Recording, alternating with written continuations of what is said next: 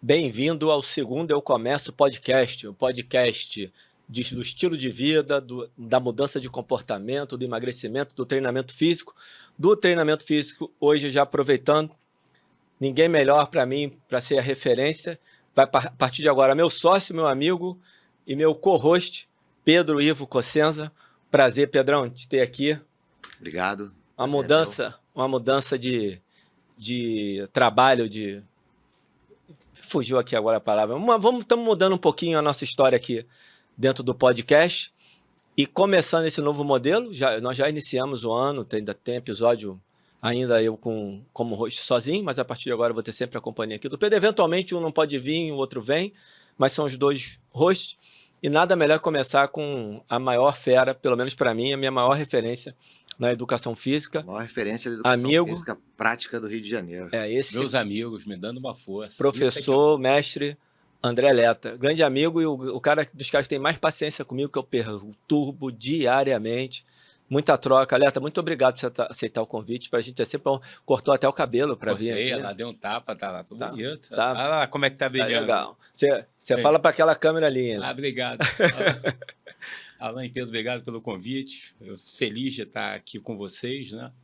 E da mesma forma que a gente está no dia a dia, nas salas de aula, a gente tem uma troca acadêmica e de experiência muito bacana. Então, eu faço isso diariamente com vocês, e quando eu encontro com o Pedro, eu estou sempre perguntando, a gente está trocando, e é interessante que com essa troca de experiência, tanto acadêmica quanto prática, a gente consegue entender o que os profissionais estão fazendo, e todo mundo cresce. Eu acho que o objetivo hoje é compartilhar com vocês um pouquinho desse nosso conhecimento, um pouquinho dessa experiência prática de mais de 40 anos de profissão. Então, eu sou formado há 40 anos, praticamente, né? Em 85, e aí eu formado pela FRJ, mestrado na FRJ, aí teve um período que eu surfei lá para a parte de gestão, quando eu fui sócio lá da Proforma, aí fiz um curso de MBA em Gestão de Negócios no IBMEC, iniciei o meu doutorado, interrompi ele, por questões mercadológicas, minha carreira sofreu lá aquele Y, para onde é que eu vou, né? E aí teve uma hora que eu falei, não, calma aí, agora eu tenho que ir para o lado de gestão, e foi na mesma época que eu estava cursando o doutorado. Foi, eu acho, uma decisão sábia. Quem sabe a gente volta para o doutorado e finaliza ele. Mas o que vale mesmo é esses 40 anos de atuação em sala. Até hoje eu sou personal trainer, tendo alunos para diferentes objetivos. Entre eles, lógico, a maioria deles, eu não tenho um aluno meu que não queira emagrecer, né? Todas as alunas têm pelo menos 2 quilos para perder, mesmo as muito magras, né? Sempre são 2 quilos. Tem alguma coisa para perder. E, lógico, associado a isso, as pessoas querem aumentar a massa muscular, querem manter uma estética corporal favorável e, com isso, melhorando a saúde. Perfeito. Obrigado pela introdução que deixa claro quem você é para a gente aqui. Para mim, assim, a tua capacidade de integrar a questão da ciência com o dia a dia é muito diferenciada, é uma das coisas que me faz sempre querer te convidar para falar, porque você vai ter essa capacidade de atingir todo mundo, tanto o profissional como o leigo, que está querendo começar a treinar, o que está treinando e tem dúvida. Então, a gente tem uma oportunidade aqui hoje que eu acho que é bem bacana. Vou abrir aqui o roteiro que você me mandou, que está espetacular. E você já começa aqui falando de fazer um resuminho lá do podcast anterior. Primeira coisa, convocar vocês para assistir o nosso primeiro podcast. Foi extenso. Foi com o Fábio Cauê também, muito conteúdo. E aí, se vocês assistirem o primeiro podcast, ele vai servir de base para isso. Porque hoje a nossa proposta é falar mais das variáveis de treinamento de força. Como é que a seleção de exercícios, o volume da série, né? A intensidade, o número de repetições, a carga que você treina, o tempo de intervalo entre as séries, a velocidade de execução dos exercícios e como é que eu combino as demais modalidades de treinamento, se é melhor colocar o treinamento aeróbio antes, se é melhor colocar o treinamento aeróbio depois, ou eu posso colocar no meio da história. Faço aeróbio, faço força, depois faço aeróbio. Então, é fazer uma abordagem hoje muito prática de como é que você prescreve o treinamento de força, objetivando o emagrecimento. E dentro dessa abordagem, vocês vão ver que a gente vai fazer uma análise bem crítica a respeito desse tema. E no final do podcast, eu vou passar para vocês, olha, o André Letta, ele para o emagrecimento, juntando todo esse conhecimento científico e o meu conhecimento prático, a maneira que eu gosto de prescrever é essa. E eu já falo, a maneira que eu gosto de prescrever, não é... Cada um pode ter um modelo de treinamento diferenciado do meu. E uma coisa que eu já deixo claro, já lá na frente eu já dou a resposta, né? Não tem modelo ideal para o emagrecimento. Tá? O modelo ideal vai ser sempre formatado para você, para o aluno e para o teu cliente. O centro do processo de emagrecimento sempre vai ser o cliente e nunca os métodos de treinamento, essas variáveis todas que a gente vai falar aqui.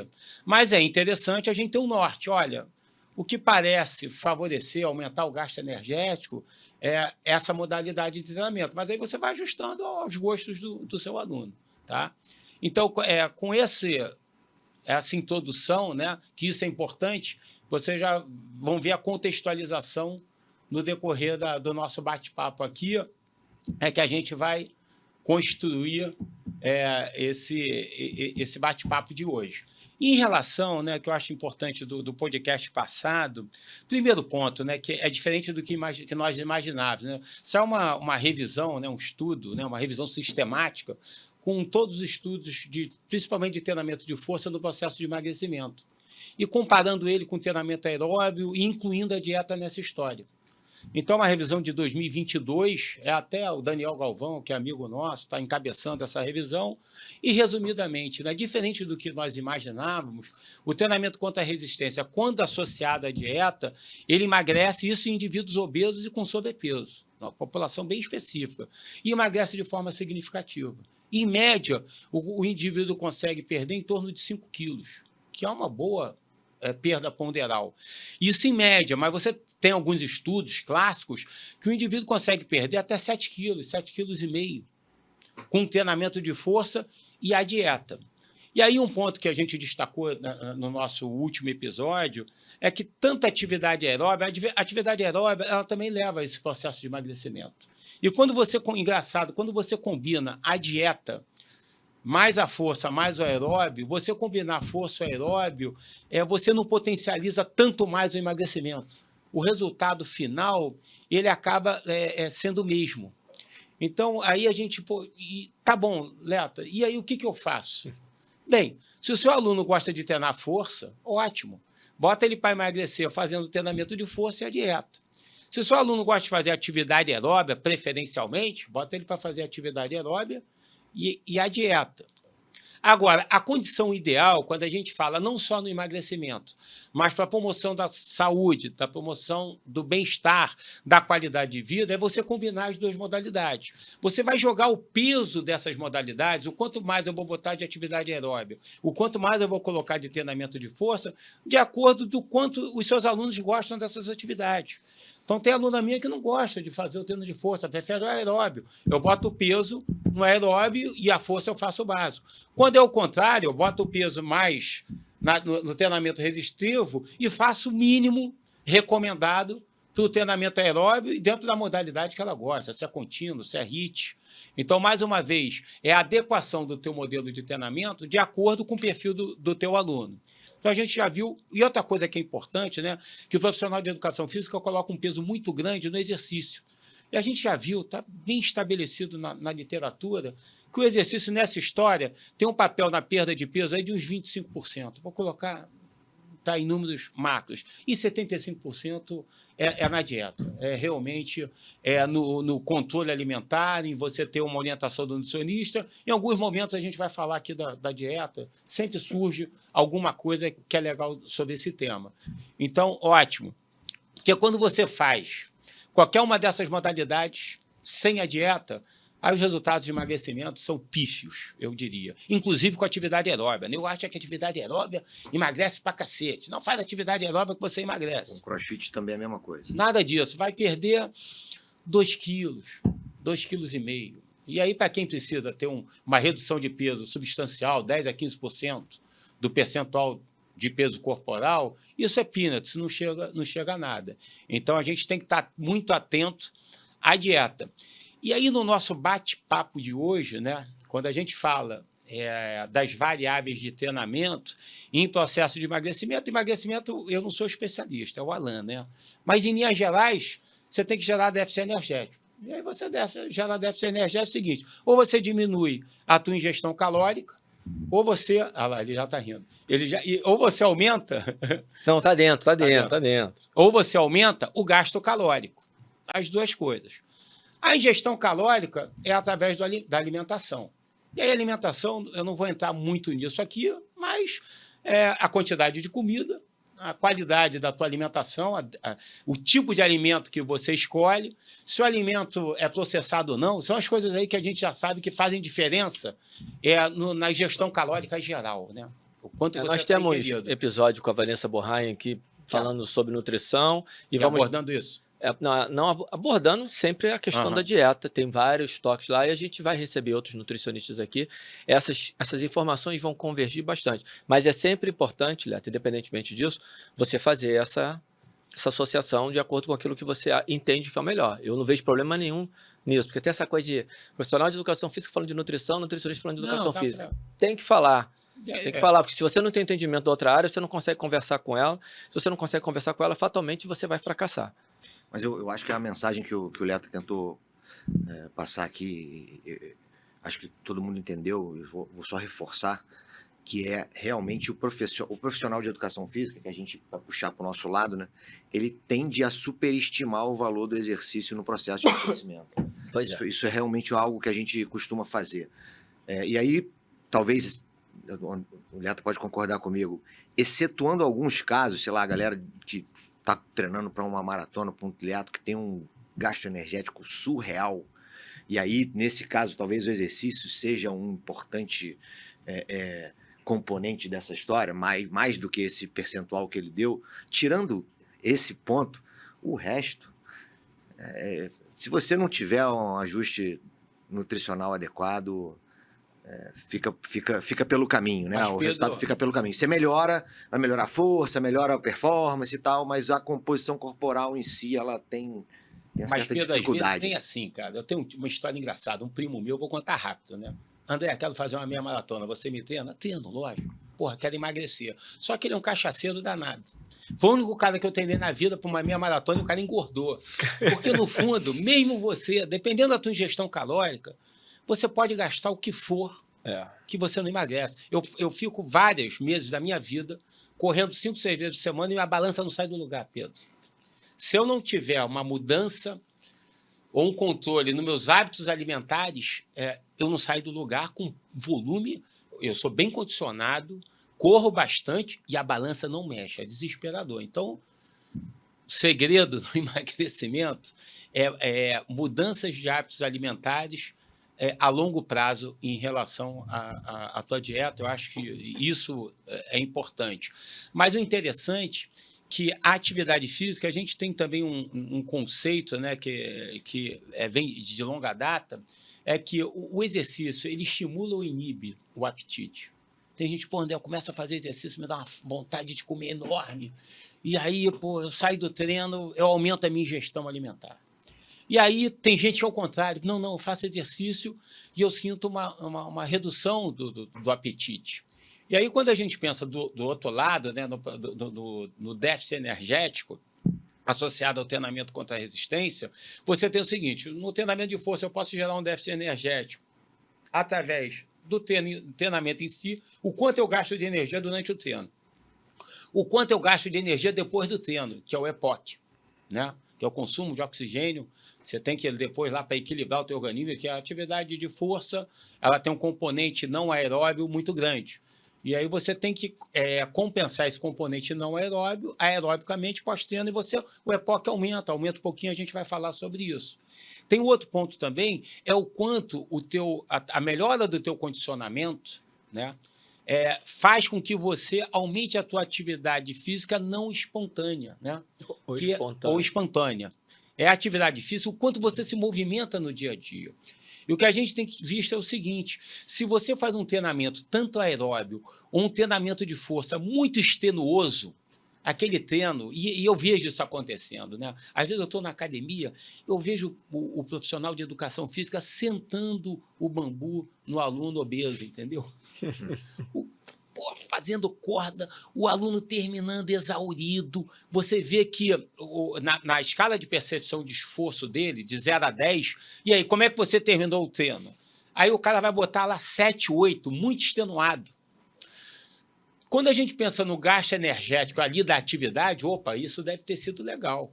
O cara gastou caloria pra caramba durante o treino. O problema é que o cara sai tão cansado do treino, você já deve ter acontecido com vocês, que o resto do dia você não consegue fazer nada, cara. Você se movimenta pouco. E o tempo, ou a possibilidade que você tem que se movimentar durante o dia é muito maior do que aquela hora que você fica treinando com o teu personal trainer ou que você fica treinando sozinho. E essa atividade, e a atividade espontânea é o seguinte, é o quanto você se movimenta, é o quanto você sobe de escada, é o quanto você desce de escada, é o quanto você se desloca e até o quanto você tem de energia para fazer esses deslocamentos no seu dia a dia. E isso acaba pesando no que a gente fala, né? No final do dia, você vai ter superávit energético ou vai ter déficit energético? Não adianta pensar só na atividade física, orientada, que é o exercício. Você tem que pensar, botar tudo num saco e ver, vem cá, no final do dia, como é que eu me comportei. E às vezes você faz um treino muito puxado e acaba, não só durante o dia, mas no dia seguinte, no processo de recuperação, se movimentando menos. E aí o teu net de gasto energético passa a ser menor. Então, quando a gente falar das variáveis de treinamento, a gente tem que levar isso em consideração. Porque dependendo de como você manipula o treinamento, ele fica muito mais intenso. Aí eu vou perguntar, Pedro, você tem uns WODs de CrossFit que são, meu irmão, só a morte, o cara termina morto. Eu, por exemplo, quando treino para maratona, tem treino que quando eu chego em casa, eu não faço nada, eu fico deitado o dia inteiro, cara, estou morto, estou exaurido. No dia seguinte, levanto, as pernas estão cansadas, eu quero ficar quietinho, gastar pouca energia que eu tenho que me recuperar. Às vezes, agudamente, eu gastei muito, mas nesses 3 dias que eu preciso para me recuperar, como é que fica isso? E dentro disso, né, já tem aí alguns estudos, tem uns trabalhos muito legais. E a notícia boa que eu tenho que dar para você, né, para os nossos alunos, né, e para o profissional de educação física, é que, em linhas gerais, tá, 60% a 65% dos alunos, quando fazem o treinamento contra a resistência, eles têm o apetite, ou a ingestão calórica diminuída. Porra, maravilha. Os 5% a 10% não aumentam nem diminuem. Então, ali, mantém. Se o cara quer emagrecer, está mantendo, isso já não é muito bom, mas ele teve o gasto energético. Agora, tem os não responsivos, vamos botar assim, né? Ou são os que... Eles chamam de compensadores. Os compensadores, que estão na faixa de 15% a 20%, esses caras aumentam a ingestão calórica. Então, você, mais uma vez, é aquele princípio máximo da nossa profissão, individualidade biológica. A maioria parece inibir, mas a gente tem que acompanhar o nosso aluno individualmente. Prescrever o treinamento de força, pede para ele dar uma monitorada. Olha, como é que você se sente depois da atividade? O teu apetite aumenta ou diminui? Você sente vontade de aumentar o volume das suas refeições? Você muda o tipo de alimento? Você precisa de alimentos, eu vou colocar dessa maneira, viu? Mais densos, ou alimentos que te saciem mais e que são mais calóricos após o treinamento? Tem aluna que fala, pô, André, depois que eu treino, eu sou louco por um doce, eu tenho que comer um doce. Aí o tiro sai pela culatra. E aí você tem que tentar identificar individualmente qual é o melhor modelo de treinamento para que você não gere esse mecanismo compensatório. E aí a gente tem algumas pistas dadas aí pelos estudos. E a gente vai falar quais são essas pistas. Um outro ponto importante também do episódio anterior, que normalmente a gente faz o treinamento contra a resistência no processo de emagrecimento muito com o objetivo de quê? De você não perder a massa muscular, de não perder a massa magra. E realmente as evidências apontam que o treinamento contra a resistência ele freia a tendência de perda de massa muscular quando você tem um processo de emagrecimento. Quando eu digo ele freia, porque vai depender muito do quanto você gera déficit energético através da tua dieta ou através da combinação de dieta e exercício. Tá? O Alan não gosta muito disso, não, tá? Mas depois ele me critica, não tem problema. Parece, mas eu sempre falo, que tem um número mágico ali, entre 500 e 700 calorias de déficit energético, que quando você ultrapassa esse déficit energético diária, você pode fazer o treinamento contra a resistência que for, que você vai perder massa muscular. Não tem jeito. Aí você perde. E tem vários trabalhos demonstrando isso. Perde massa muscular. Tá? Então, o primeiro cuidado que você tem que ter se você quer emagrecer a longo prazo de uma forma mais saudável, sem comprometer a tua massa muscular, é interessante que você não gere um déficit energético muito alto e que você emagreça a longo prazo. Esse é um ponto. Tá? Batendo papo com o Alan, e ele sempre me orientando e me ensinando, e eu concordei com ele, que tem indivíduos que, para se motivarem com o processo de emagrecimento, que eles querem ver a perda de peso. E se você faz uma perda de peso inicial muito lenta, o cara não se motiva e abandona o programa. Então, às vezes, você tem que gerar um déficit energético agressivo para ele perder bastante peso e ele perde massa muscular. E aí você pega os estudos que nessa situação o cara perde massa muscular, ele vai perder ali em torno de uns 2 quilos de massa muscular. Essa poderia ser uma notícia ruim.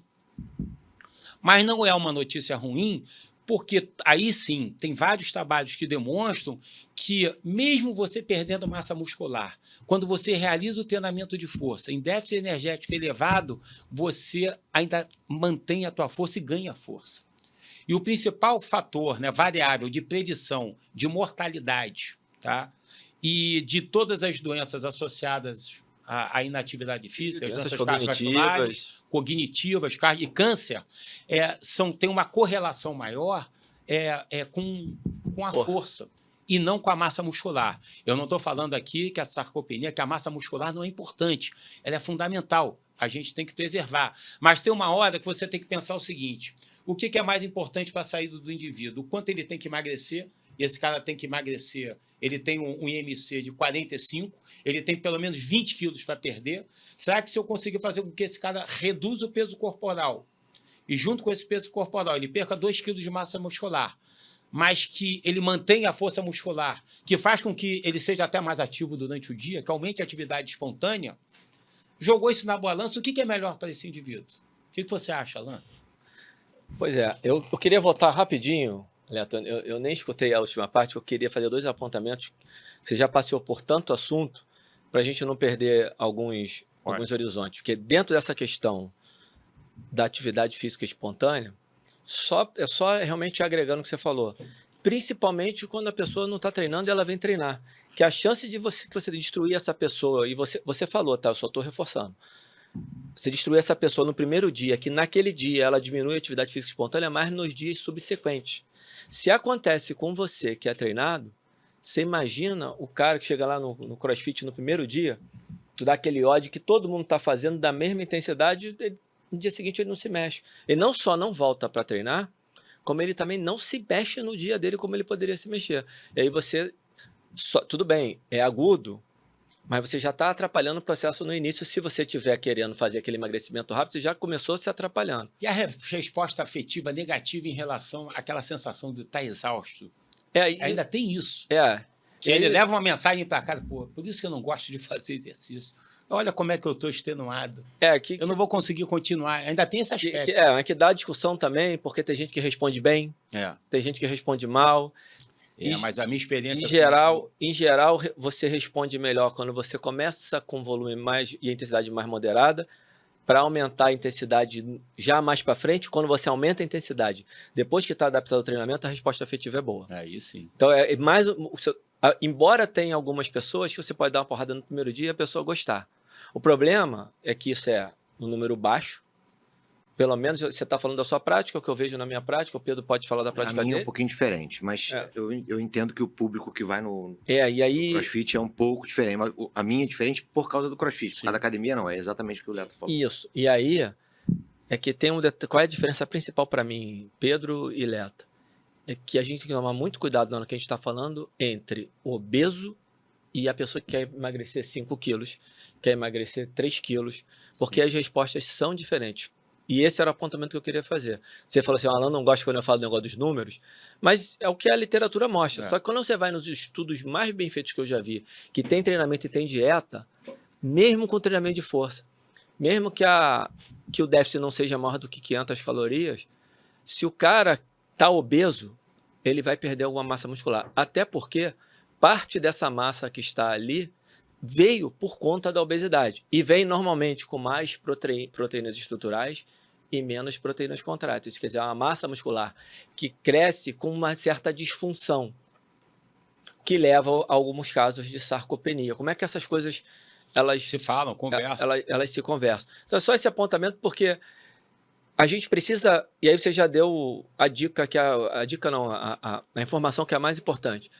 Tudo bem se perder um pouco de massa muscular. Você tenta defender ao máximo, mas a força vai ser preservada, a capacidade funcional vai ser preservada, e você tem que focar nisso. Você tem que focar o seguinte, ia perder 5 kg de massa muscular, perdeu 1.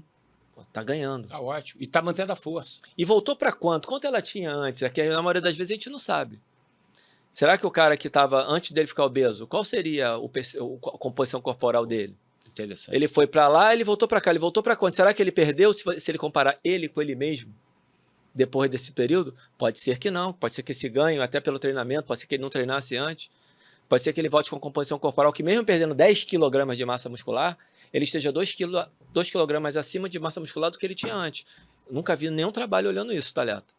Isso é apenas uma suposição minha do que pode acontecer no mundo real, no mundo prático. Uma coisa que a gente sabe é que o obeso, principalmente membros inferiores, ele tem uma massa muscular maior do que o indivíduo normal, até por conta dele ter que absorver, carregar esse peso. Agora, interessante é que a capacidade de gerar força não é maior e as atividades todas diárias, espontâneas diárias, eles realizam menos.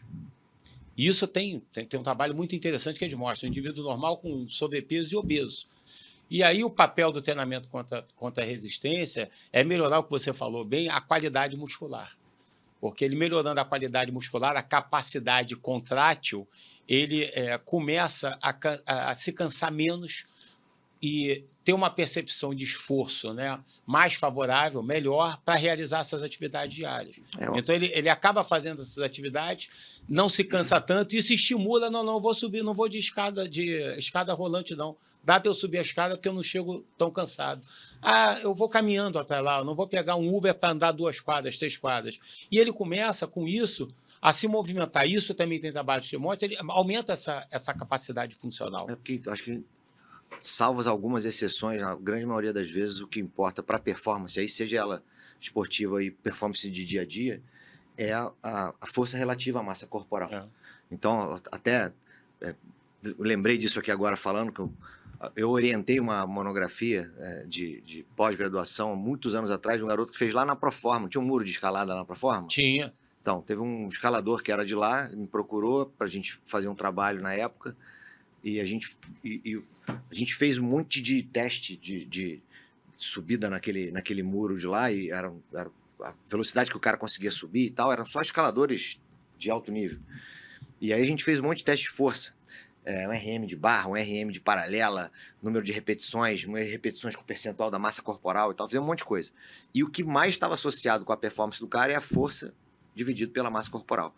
Então, isso a gente vai ver em um monte de situação. Provavelmente, eu não me lembro de ter visto na literatura, talvez um dos dois tenha visto já, isso relacionado a atividades funcionais de dia a dia. Porque a performance esportiva, eu sei que tem, mas eu não sei, do ponto de vista de saúde, se a maior associação é com a força relativa à massa corporal. Porque, sendo assim, aí você vai ter que ver qual é o trade-off aí que você tem de o quanto que a gente consegue. Aí a medida passa a ser assim: olha, não importa o cara perder a massa magra. Pode, para ele perder peso corporal. O que não pode é passar desse ponto aqui, porque desse ponto aqui começa a comprometer a força relativa. E aí, Mas quando aumenta compromete a força relativa... É que entendeu? você tem um Os trabalho... estudos aumenta a força, cara. É porque o cara é Tá destreinado, tudo- sim. É. Mas deixa eu dar um exemplo bom, Pedro. Assim, eu não lembro se ele mediu, se tem a medida lá, mas não precisa ter para a gente ter o raciocínio. O trabalho do Danny Vídeo-Real é um trabalho clássico de 2011 do New England Journal of Medicine. E ele olha as capacidades funcionais e tem um grupo que é só dieta, só emagrece, não está fazendo nenhum treinamento, melhora em tudo. Né? Teste que é o seguinte, pegar um livro em cima da estante, pegar uma caneta no chão, são testes muito simples e melhora em tudo só de Porque emagrecer. provavelmente ele deve ter perdido, vamos supor que ele perdeu massa magra, não sei o dado do estudo, mas vamos supor que ele perdeu em massa magra 5%. Dieta perdeu 3 quilos. Sei lá, deu, Massa muscular. bota 3%, então 2% do total. Só que o que ele ganhou em força, pelo fato... perdão, o que ele ganhou em força não. O que ele ganhou em força relativa, quando você divide... Pelo que ele estava fazendo, ele pode ter aumentado mais do que o... Sim, é isso ele perdendo a massa muscular. Quando faz a massa muscular com que ele perdeu Mas de era isso que eu estava peso, dizendo. E provavelmente isso deve ter um limite, ó. Dá para perder até tanto, que ninguém sabe ainda, mas provavelmente deve ter isso. E o detalhe importante é que o cara ele perdeu 3 kg de massa muscular contra 1 kg do cara que fez treinamento de força. E melhorou a composição corporal, porque ele perdeu mais gordura que massa muscular, só com a dieta. E é uma dieta de déficit energético. Não é uma... Ela era bem... A de 700 e não é a 1000 calorias. Não é, do Vila Real. Era bem agressivo. E não é dieta com preocupação de qualidade. É aquela distribuição padrão de macronutrientes com a comida normal, que eles não... Se eles deitaram, eu não lembro. Mas não é uma coisa assim, com um aporte proteico 0,8 por quilograma de massa corporal de proteína. E você vai ver os estudos que começam a olhar para a proteína, se os caras botam 1,2, 1,4, 1,5. E mesmo só na dieta, com 0,8 gramas de proteína, perdendo 3 kg de massa muscular, a composição corporal melhorou. E isso é uma coisa que eu sempre bati muito nas minhas conversas com o Leto, a gente já falou muito sobre isso, as conversas de WhatsApp, que a gente olha muito para a massa muscular e esquece a composição corporal. Que às vezes a massa muscular está caindo, esse é sempre o ponto que eu chamo a atenção. Mas será que ela caiu, mas para aquele peso novo que ele está, ela não está adequada? E a composição corporal, quanto diminui de gordura? Como é que está essa força relativa? Como é que está a capacidade Sabia funcional? que tem uma fórmula, eu revisei isso para o nosso orientador lá, o Paulo Sérgio, na época que eu fiz o mestrado, ele me pediu para fazer uma revisão dos métodos antropométricos de mensuração, mas de massa muscular. Tem uma fórmula de 98 que é para calcular massa muscular diretamente. Você calcula a massa muscular esquelética. Na época não tinha a facilidade que hoje tem de bioimpedância, tudo quanto é lugar e tal. Então você consegue monitorar percentualmente como é que o cara tá. Então se o cara tem, sei lá, 40% da massa do corpo dele é massa muscular. Isso vai manter? Isso vai cair? Porque ela cai, mas às vezes ela se mantém proporcionalmente. Aumenta. Com certeza. Esse é o ponto que quando você vai olhar trabalhos que falam, como é os trabalhos que olham essa queda e falam que o importante é a preservação da massa muscular. Esses trabalhos, quando você vai... Isso aqui é interessante, cara. O cara cita o trabalho, ó, tem fulano, pô, não lembro o nome dos caras agora, não estou mais com a memória como eu tinha antigamente. Você vê que eles viram que a preservação da massa muscular é importante para a manutenção da saúde, para o emagrecimento, para os parâmetros lá que ela escolheu. Aí você vai olhar o estudo. Aí você olha a massa muscular antes e a massa muscular depois. Está menor. Por que eles consideram que a massa muscular está maior? Porque a gordura diminuiu mais, a composição corporal está diferente. Não, então, mas o que eu estava falando dessa história do que o Paulo Sérgio me pediu na época para fazer essa revisão dos métodos de massa muscular, é porque a gente sempre fala em composição corporal, a gente já pensa automaticamente em percentual de gordura, ponto. E não em percentual de massa magra ou massa muscular esquelética. É um bom olhar disso, Pedro. É importante.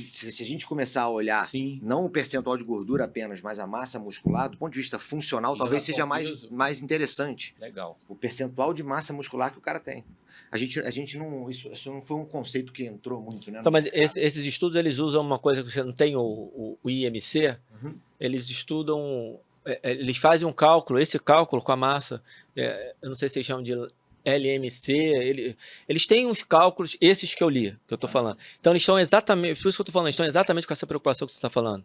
Eles querem olhar a quantidade de massa por metro quadrado, que é o que o MC faz, a quantidade de massa corporal, eles olham a massa muscular, ou melhor, a maioria das vezes, a massa livre de gordura, dividido pelo a área que ela ocupa, e aumenta mesmo com a queda da massa muscular. Porque você está olhando o peso total e quanto ela corresponde. É a mesma coisa. Por isso que eu falo composição corporal, por isso que eu não falo percentual de gordura. Eu estou sempre falando composição corporal, que é você olhar todos os componentes que compõem o corpo. É uma proposta interessante. Foi isso que me motivou, deve ter uns 3 anos, eu fazer um post que eu falava. Eu não lembro qual foi a palavra que eu usava, mas assim, eu tenho um olhar crítico ao excesso de atenção que a educação física dá à hipertrofia. E me bombardearam no direct, nos comentários não, interessante, no direct, você está falando que a massa muscular é importante, e vai aquele comentário que é padrão, leia o post de novo, lê o que eu falei. Em algum momento eu estou falando que a massa muscular não é importante, igual eu fiz um post agora que eu falo da importância da força, Eu vi.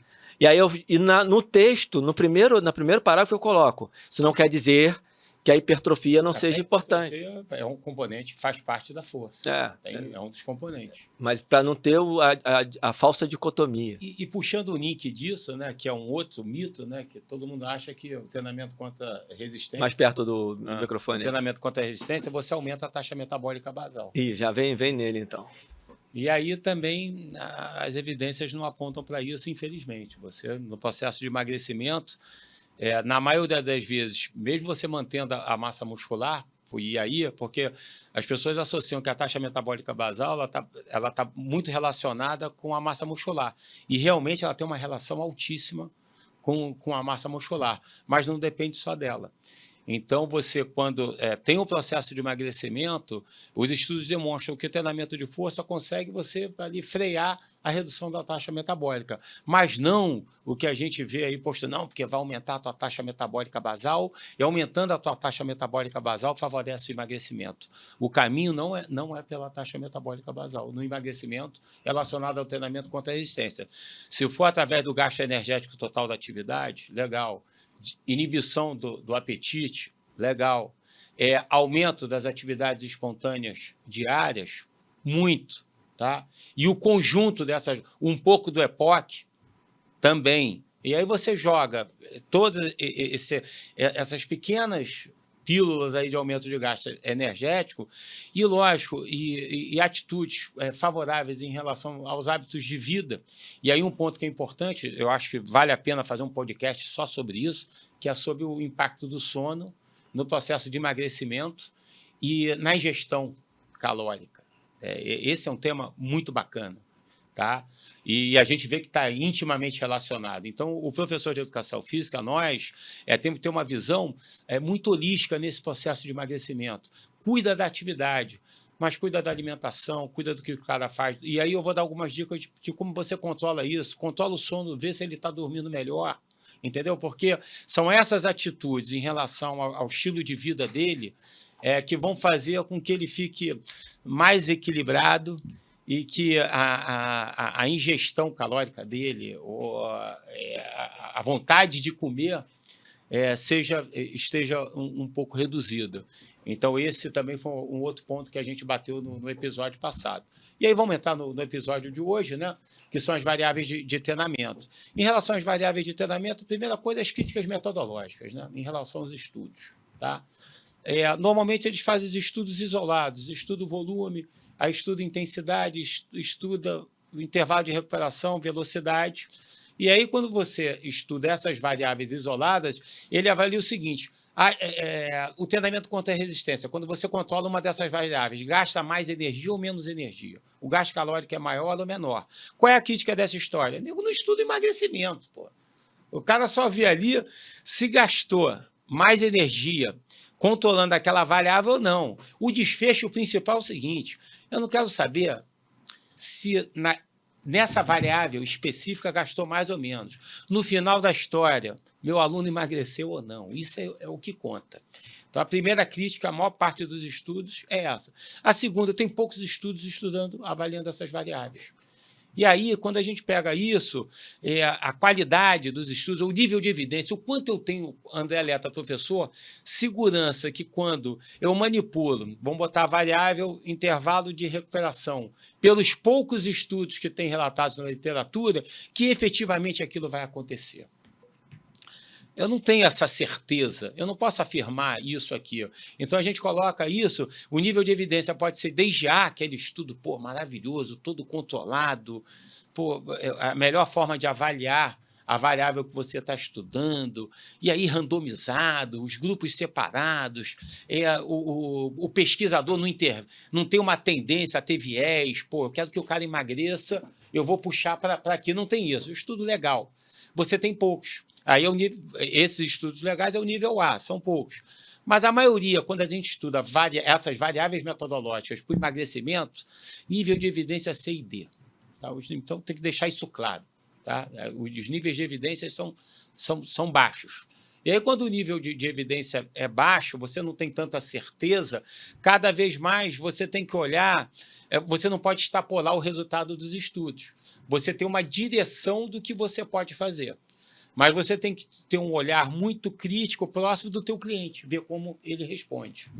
Então, e outra coisa, a maioria desses estudos que analisam o gasto energético não são com indivíduos sobrepesos e obesos, são com indivíduos estudantes de educação física e saudáveis. Que a resposta é bem diferente do indivíduo com sobrepeso e obeso. Então, guardado essas devidas e muitas limitações, a gente fala das variáveis, tá? Então, a principal, eu acho, uma variável importante na seleção de exercícios. E a seleção de exercícios é simples. Quanto maior a massa muscular envolvida no exercício, maior o gasto energético com ele. Então, qual é a atividade que mais gasta energia, né, de todas? Né? O maior consumo de oxigênio, cross country ski. Aquela atividade que você movimenta perna e braço ao mesmo tempo, mais do que a corrida. Aí depois é a corrida. Por quê? Porque a massa muscular envolvida nessas atividades, né, são muitos grupamentos musculares solicitando por energia para a contração muscular. E aí, no treinamento contra a resistência, é a mesma analogia. Onde é que eu vou gastar mais energia? Fazendo uma rosca bíceps ou uma puxada. Então, quando você envolve grandes grupamentos musculares, o gasto energético é maior. E, principalmente, quando você realiza exercícios que são compostos. E aí, exercícios que são compostos são os exercícios que eu conjugo vários movimentos simultaneamente. E aí, nenhuma atividade tem um gasto energético medido maior do que o levantamento de peso olímpico. Né? Aí, você tem estudos, Pedro, que você, com modalidade tanto o snatch quanto o power clean, você pode ter até 20 calorias, cara, por minuto. E por quê? Massa muscular envolvida, intensidade do exercício realizado e número de grupamentos musculares. Você trabalha trabalha todos os grupamentos do corpo. Você trabalha o dorsal, trabalha a perna, trabalha o glúteo, trabalha o corpo inteiro. É uma coisa absurda quando você faz uma modalidade dessa. Só que essa técnica, são técnicas difíceis, né, Pedro? A gente não consegue, né? Mas aí você pode utilizar, se você não utiliza o movimento completo, você usa o que eles chamam de derivativos. Você divide, né, a modalidade de levantamento de peso olímpico em parte. E, lógico, você não vai gastar tanto, mas você gasta muito mais, teoricamente, do que realizar num exercício isolado, tipo um supino, seja ele na máquina ou seja ele deitado. Eu não tenho sustentação do peso, eu estou com o peso apoiado. Uma remada sentada, que eu esteja na máquina. Se eu estou com uma remada fazendo um puxador e livre, ou se eu estou fazendo uma remada com TRX, além do dorsal ou da cintura escapular, eu estou tendo que utilizar toda a minha musculatura estabilizadora para poder realizar o movimento. Então, na seleção dos exercícios, preferencialmente, você utilizar exercícios que envolvam grandes grupamentos musculares, é o clássico. Se possível, não apoiados, onde você tenha a musculatura estabilizadora, né, em contração sendo trabalhada, e que você faça isso também de forma combinada. Então, você pode realizar alguns exercícios combinados. E aí o Pedro pode, né? Você pode combinar. Como é que é aquele exercício, Pedro, que você faz um hang clean e depois faz um desenvolvimento juntos? Então, assim... Eu acho que o Pedro pode falar melhor disso. Dentro do... Vou sair da realidade do cross, né? Considerando Sim. a realidade de quem treina com personal e treina em academia em geral, o movimento olímpico mesmo, ele depende de tanto aprendizado técnico e de posicionamento adequado, que às vezes o cara sabe a técnica, foi ensinado para ele a técnica boa, mas ele ainda não tem a posição adequada. Então, assim, hoje não é uma coisa que eu acho que é simples de ser utilizada para a pessoa normal, né? Regular de academia, que não vai se dedicar a aprender a técnica adequadamente. Tem que ter essa dedicação. Se não tiver, eu não faria. De cara já não faria. Aí o que dá para fazer dentro da mesma perspectiva que você está falando, que fica ótimo? Um thruster, por exemplo, é um exercício espetacular, que você agacha e empurra. Então você não precisa fazer com a barra, você não precisa nem. Sim. Você pode fazer com halter na academia, o cara agacha e termina o movimento empurrando. Então você fez um trabalho global aí, envolvendo um monte de massa muscular enorme. A mesma coisa você pode fazer com o sumo deadlift, terminando numa puxada alta, que é o sumo deadlift high pull. Você sai lá de baixo e traz a barra até aqui. Então, ele seria, inclusive... Simples, não são exercícios e são dois movimentos que você, se você quiser, que é uma coisa muito comum dentro da minha programação no CrossFit, você pode combinar os dois. Então, o cara faz 10 de um e 10 do outro, porque a massa muscular envolvida em um é mais os padrões de empurrar na perna, agachar e empurrar vertical, e no outro você está trabalhando com uma puxada dobradiça de quadril e uma remada alta. Então você ainda faz com que, se você combinar os dois movimentos, um interfira pouco no outro, proporcionalmente, óbvio que interfere, mas pouco, e aí o cara consegue fazer uma quantidade num minuto maior ainda. Porque esse é o problema. Os levantamentos olímpicos, o segundo tempo do clean e porque o principal é do quadril para frente. Quando eles medem a potência máxima que o cara gera, é na hora que gera a potência mesmo, que é na tripla extensão no finalzinho. O problema é que o cara, para ele fazer isso, ele não consegue sustentar isso muito tempo. Né? Para ele sustentar isso muito tempo, que acontece nos odds de cross, você tem que baixar pra caramba a carga. Então, acaba saindo do aspecto força, que é a abordagem aqui. Né? Se a gente pensar só no gasto calórico, ok, dá. A gente botar um peso um pouquinho mais baixo, o cara consegue fazer uma quantidade muito grande, mas considerando o treino de força em si, se você espremer demais a repetição, a carga cai demais, e aí, tecnicamente, você tem uma queda importante e começa a ter uma complicação no processo. Então, resumindo os pontos que eu abordei, eu acho que dentro do processo de emagrecimento, fora de um box de CrossFit, tem muitas possíveis combinações interessantes de exercício. As duas das que eu mais gosto são o thruster e o sumo deadlift high pull, mas os olímpicos em si, as puxadas, os powers e tal, esse eu deixaria mais para isso. Então, aí são os porque esses são, assim, eles fazem parte do que as pessoas chamam de levantamento olímpico, mas não é o olímpico em si, são os exercícios que vão ajudar o cara na performance dele dos olímpicos. Então não é nem não chega a ser. Não, o derivativo é tipo, eu tenho o clean, que é completo, o cara sai do chão e termina agachado, né? O derivativo seria o power clean, sai do chão e termina na posição do meio agachamento. Ou ele sai do joelho e termina agachado. São a fração do movimento todo. Entendi. Ou as próprias puxadas, eu faço só a puxada. Quando eu vou para o deadlift, quando eu vou para o agachamento, para o press, aí já são movimentos auxiliares mesmo, que a ideia é ganhar força para os outros. Então, assim, esses eu acho que são mais válidos nesse sentido, não por causa do exercício em si. Agora, você pode ter, por exemplo, um obeso que chegou para você, que ele foi levantador de peso e já tem a técnica boa, cara. Espetacular usar isso com ele. Espetacular usar com ele. Mas se ele não tiver... o tempo que você demora, ele tem que ser considerado. Não estou falando para não usar, mas você tem que considerar o tempo e a disposição que o cara tem para fazer isso. E aí, quando a gente fala de volume de treinamento, lógico, né? Se você tem múltiplas séries, 2 a 3 séries, né? O volume, o tempo que você fica treinando, ele é maior, o gasto energético vai ser maior. E o interessante é que quando você tem um volume de treinamento maior, principalmente quando você não tem a rotina dividida e você tem isso agudamente, tá? Quando você tem uma rotina global para todos os grupamentos musculares, dos estudos demonstrou que que inibe mais o apetite. Então, além de você ter um gasto energético maior, e não me perguntem por quê, porque eles não debatem isso no estudo. No estudo original, eles não discutem.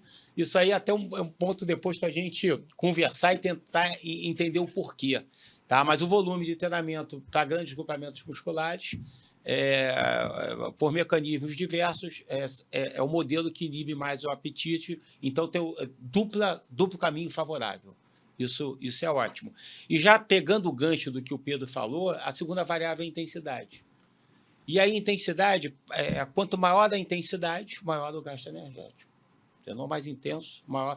Então, aquela história que a gente ouvia lá atrás, para emagrecer, pouca carga e muita repetição. Para aumentar a massa muscular, muita carga e pouca repetição, não é verdade que é o Interra. Se você quer emagrecer, quer aumentar a massa muscular, sempre muita carga e pouca repetição. Quando eu falo muita carga e pouca repetição, eles compararam já.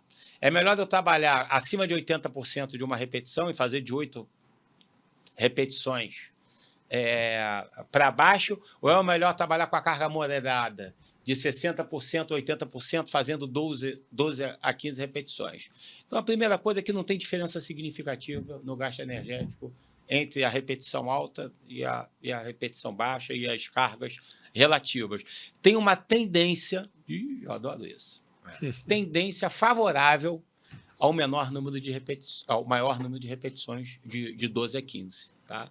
Tem que trazer isso, porque os autores debatem dessa maneira. A diferença não é significativa, mas uma tendência favorável. E quando você olha, tem um pouco de lógica, porque é simples. Eu não falei que o volume é importante? Se eu faço 8 repetições, eu faço 12 a 15, é quase do dobro do tempo em contração, sem que a carga esteja muito reduzida. Porque quando você sai de 8 repetições para 15, a gente está falando de 80% para 70%.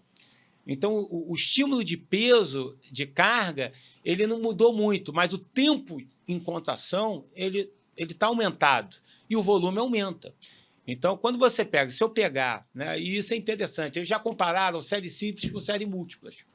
Quando você pega o gasto energético total da atividade, lógico, séries múltiplas é maior. Mas quando você bota o gasto energético relativo ao tempo, o que acontece? É igual, não muda. Então, no fundo, não é série simples ou série, é o quanto você está em movimento, vai gastar mais. E isso acontece em relação ao número de repetições.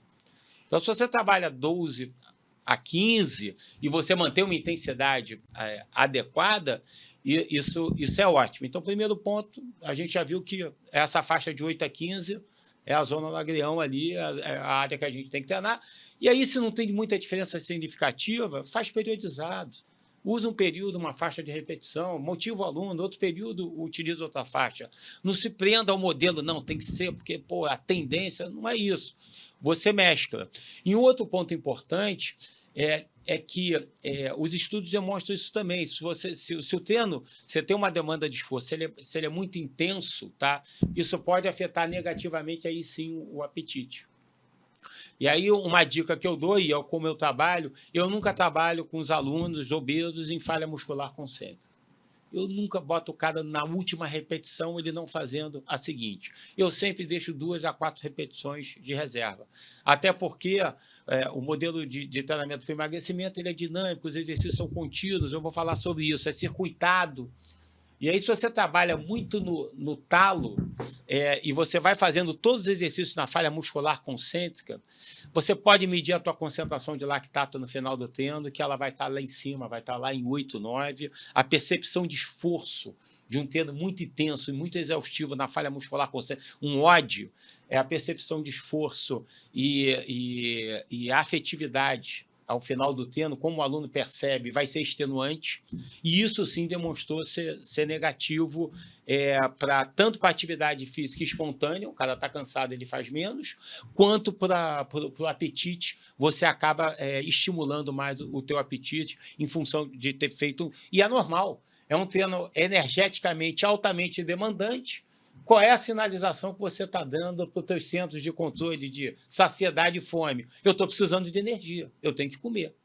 E aí, na hora de modular isso, o cara que já modula mal, e o Alan fala muito mal disso, né, bem disso, que o obeso, né, ele tem o sensor dele de saciedade mal modulado, o cara, para se saciar, ele precisa comer mais. O cara que já não controla isso muito bem, você oferece isso para ele fisiologicamente, o cara acaba comendo mais, ele não controla.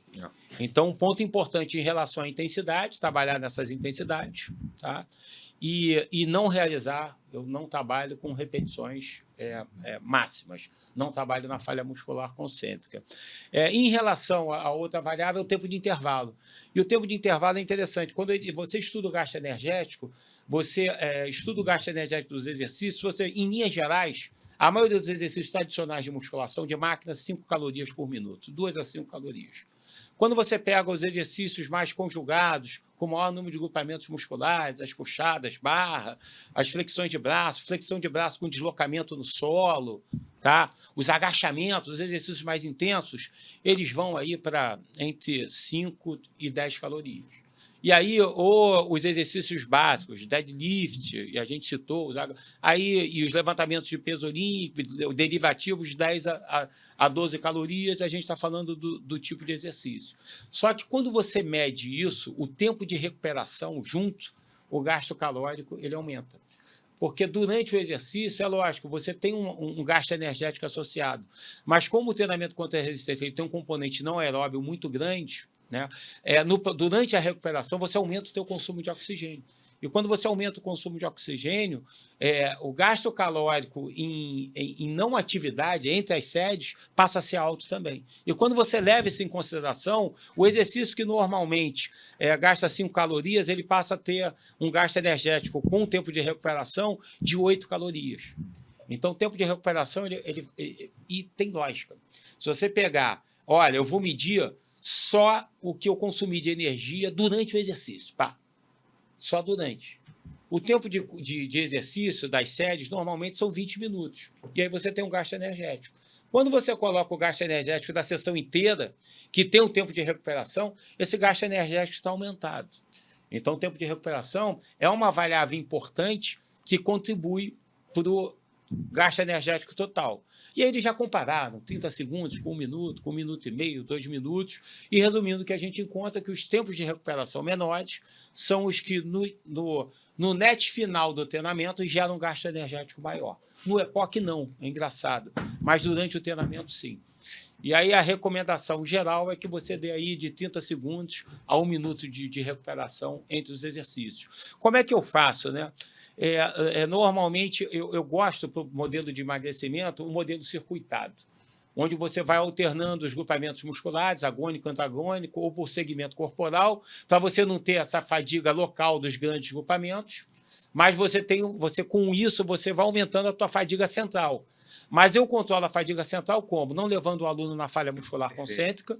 E controlo a fadiga central, eu poderia fazer um circuito, saindo de um exercício e seguir do outro, um seguido do outro. E aí, quando você faz um atrás do outro, você até consegue não ter a fadiga local, mas você gera uma fadiga orgânica, e aí é o que a gente chama uma fadiga central muito grande. Então, normalmente, você fez um exercício, vai para o outro, é o tempo de deslocamento, você vai dar ali em torno de 30 segundos a 1 minuto, de um exercício para o outro. E aí você vai alternando os exercícios de forma circuitada. Então, o modelo que eu gosto é circuitado. Apesar de ser o modelo que eu gosto, de eu trabalhar circuitado, quando compara o gasto energético e o emagrecimento, os dois, de modelos de treinamento circuitado e tradicional, o que eles encontram? O mesmo emagrecimento. Tá? Então, não tem diferença. Só que eu, né, André Leta, eu acho mais divertido, mais motivante, mais dinâmico, em vez de você deixar o aluno, fez uma série, ele fica parado ali 1 minuto e meio. Né? Em vez de ele ficar parado ali 1 minuto e meio, Eu prefiro, nesse 1 minuto e meio, em vez de ele estar no repouso ativo, no passivo, ele está no repouso ativo. E aí isso faz com que a duração do treino ela vai ser a mesma, tá? No método tradicional e no circuitado. Mas, normalmente, no método circuitado, eu consigo trabalhar mais exercícios e ativar mais grupamentos musculares do que no modelo tradicional. Isso numa visão de motivação para o aluno e de, principalmente, você ofertar para ele uma diversidade de estímulos maior. No método circuitado você permite isso. Não, e eu acho talvez isso ainda tenha um benefício indireto aí, André. Muito legal, entendeu? O benefício indireto dessa história aí é que o circuitado, você ainda mantém o cara com a frequência e consumo de oxigênio um pouquinho mais alto, ele, no longo prazo, talvez ganhe um pouco mais de uma variável que você não esperaria ganhar com treinamento de força, que é o VO2 máximo, e ganha um pouquinho. E ganha. Os estudos demonstram isso, treinamento ainda tem essa vantagem. Você melhora aí 10%, até 15% do VO2, e isso é interessante. Mas eu gosto muito do circuitado pelo componente motivacional. E dentro disso, né, eu ainda gosto de mesclar, além dos exercícios de força, a gente coloca uns exercícios metabólicos, entendeu?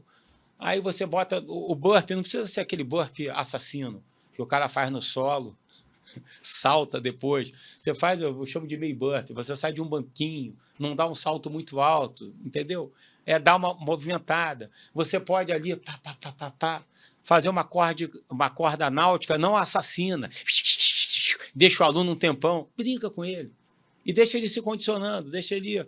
Você pode usar o step, exercícios do step, sobe e desce do step. Você pode utilizar os calistênicos clássicos, polichinelo, elevação alternada. Faz umas brincadeiras com o teu aluno, que aí entre os exercícios contra a resistência, você tem exercícios que grande massa muscular envolvida, entendeu? Que vão aumentar o gasto energético geral do treino. Lembrando sempre que não é para extenuar o seu aluno. Adequa isso para que a percepção de esforço dele no final do treino fique no máximo no moderado forte, no máximo.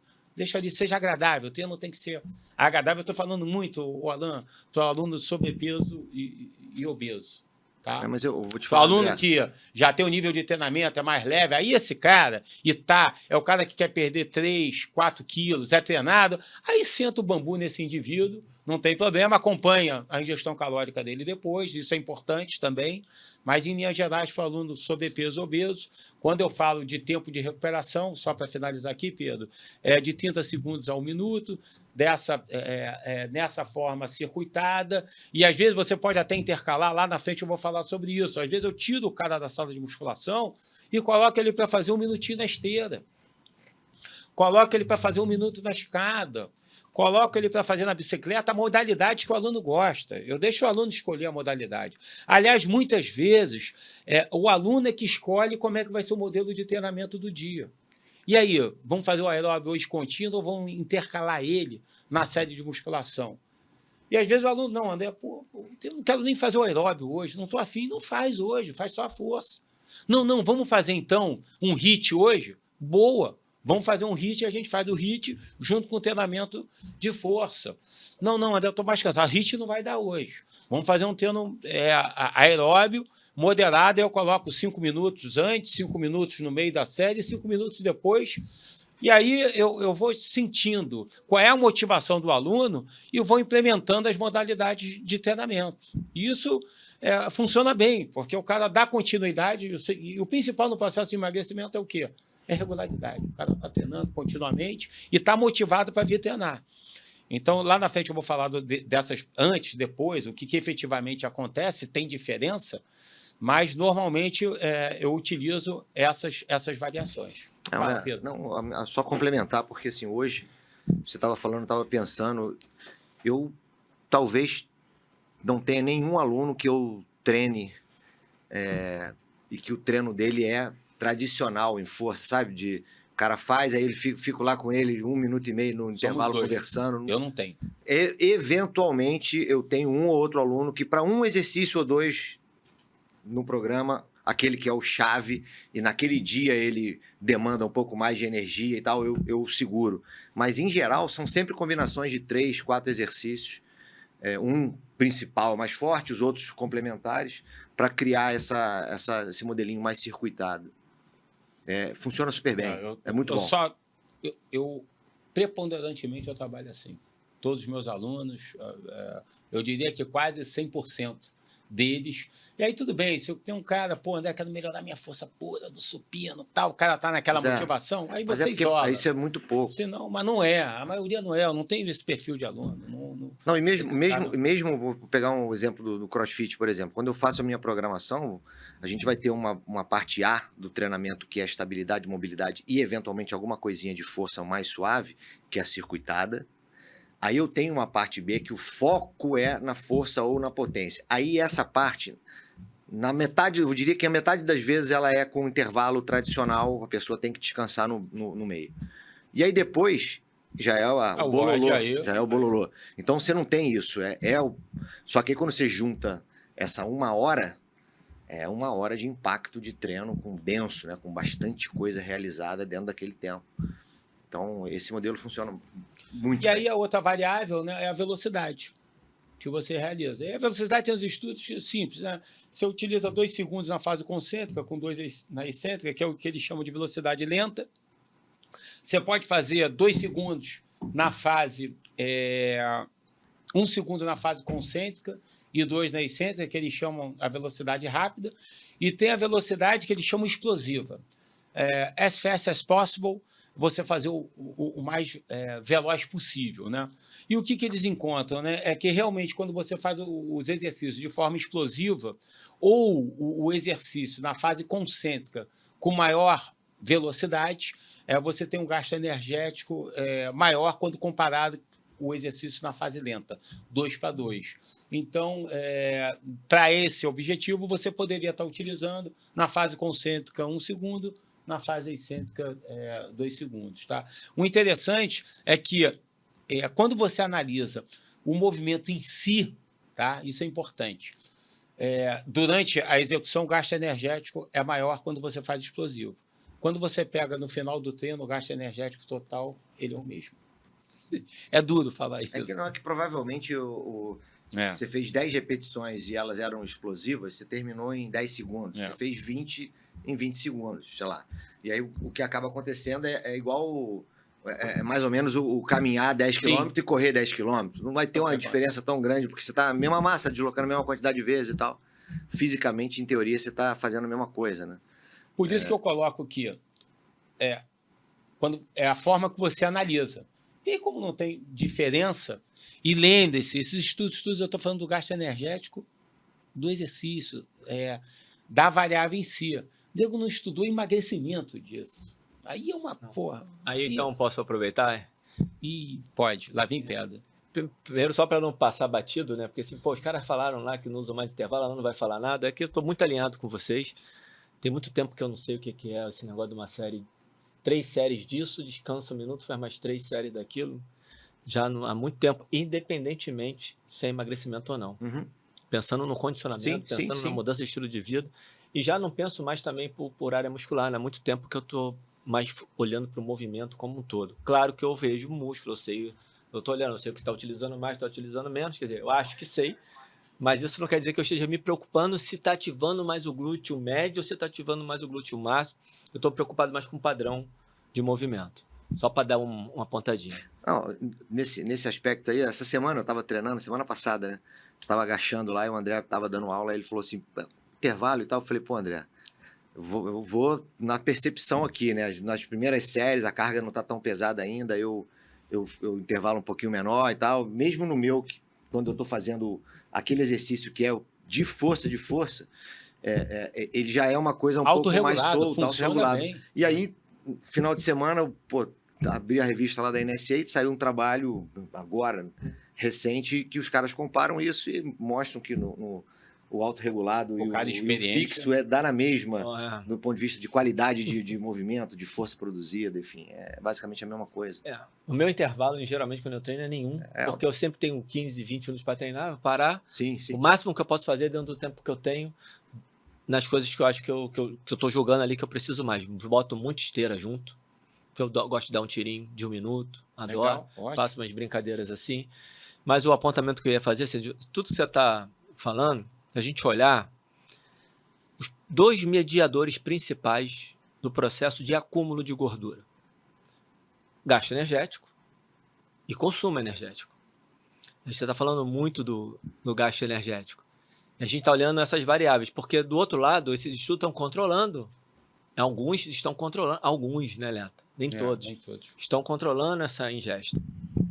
E quando você vai para essa ingesta, para a ingestão calórica, para o consumo calórico, aí é que a porca torce o rabo e você chega naqueles números lá de 75% que você falou no início, porque você tem tanta variável, vai ter um sono atrapalhando, tem um estresse atrapalhando, a própria atividade física, como é que ela vai influenciar, dependendo de como ela influencia. Muitas vezes, o cara que está com mais fome, na hora que ele come, a saciação vem mais rápido, e a saciedade é maior. Olha quanta coisa. Então, apesar dele estar com mais fome, ele não é um compensador, e tem um cara que está com mais fome e é compensador, e tem um cara que não tem mais fome e não é compensador. Isso é uma loucura. E aí tem que tipo de alimento você está comendo? Cara, se é um alimento que é mais direcionado para o tecido metabólico, se é um alimento que lá dentro o corpo entende que ele precisa ser armazenado, porque isso também faz diferença. Você não tem cérebro dentro das células. Isso aqui agora eu quero transformar em gordura. Agora eu quero transformar em energia. Não, cara. Qual é a sinalização que eu tenho? Aí tem eu falei do treino muito intenso, o cara tem necessidade de energia, porque treinou pra cacete. Mas para onde vai essa energia? Isso também influencia. Aí o que você come, o que você fez e para onde vai? Porque o que você come, junto com o que você fez, ou seja, olha aqui os 2 mediadores, o consumo energético com o gasto energético, eles influenciam como isso vai ser absorvido. Se você come porcaria com pouco gasto energético, a absorção é uma. Se você come porcaria com muito gasto energético, a absorção é outra. Se você come coisa boa com baixo gasto energético, a absorção é outra. Se você come coisa boa com alto gasto energético, já é ainda outra. E como é que você vai analisar isso tudo? Como é que você vai botar isso no balanço? Por isso que é muito difícil falar de emagrecimento olhando só para o gasto energético, é que a gente está falando do nosso lado. Eu só queria fazer esse apontamento. Não, acho importante. E outra coisa, quando o assunto é obesidade e quando o assunto é déficit energético e emagrecimento, o gasto energético total tende a ter uma restrição por conta de compensação metabólica, de termogênese adaptativa, que basicamente acaba sendo a mesma coisa. A própria atividade espontânea, ela se torna menos, ela consome menos, porque o teu treinamento está fazendo o músculo ficar mais eficiente. Então, se você olha só para a atividade, você aumentou a atividade física, mas talvez o gasto não aumente. Você aumenta na atividade, mas você vai compensar por outro lado. E o que os caras estão vendo é que quando você começa a emagrecer, você pode aumentar o volume de treinamento, mas o teu corpo, a tendência é ele defender e não deixar o seu gasto total do dia aumentar demais. Que vem aquela hipótese do Hermann Potts, que é a hipótese do teto restrito, que está sendo já está sendo contestada, não é um termo legal, mas já tem hoje, ela está em debate de uma maneira como ela não estava antes, a partir de 2023, mas mesmo os caras que combatem ela, que vieram apontando as falhas metodológicas que levam a entender que sim, quando você vai colocando atividade física, você vai aumentando o gasto energético, mas esse teto talvez, a gente tem que sempre deixar o talvez, parece que ele aconteça na pessoa que está emagrecendo. Aí é o corpo se defendendo. Então, se você olhar, gasta mais aqui, gasta mais ali, mas está emagrecendo, o corpo está assim, gasta mais aqui, eu vou economizar do lado de cá. Pode ser, eu não estou dizendo que isso acontece, pode ser que isso esteja acontecendo. A termogênese adaptativa, a gente já tem alguma evidência boa que ela ocorre e a gente observa. Mas o gasto energético total, ele cai pela massa corporal total. Isso aí, tem uma relação com a massa corporal total. Mas não é só isso, ele também cai por unidade de massa.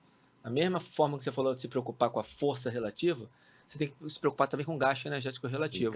Cai por unidade de massa, mas ou por unidade de massa, eficiente. Ou por unidade de massa magra? Unidade de massa. Porque quando você vai para o gasto energético total, você não tem mais um gasto energético total que está alinhado com a quantidade de massa que você tem, quando comparado com uma pessoa que não está emagrecendo. Por isso que você acrescenta exercício, por isso que a taxa de metabolismo de repouso, ela pode reduzir a calculada quando comparada à predita para aquela massa. Uhum. Você tem lá 100 quilos e você tem uma unidade de gasto por unidade de massa.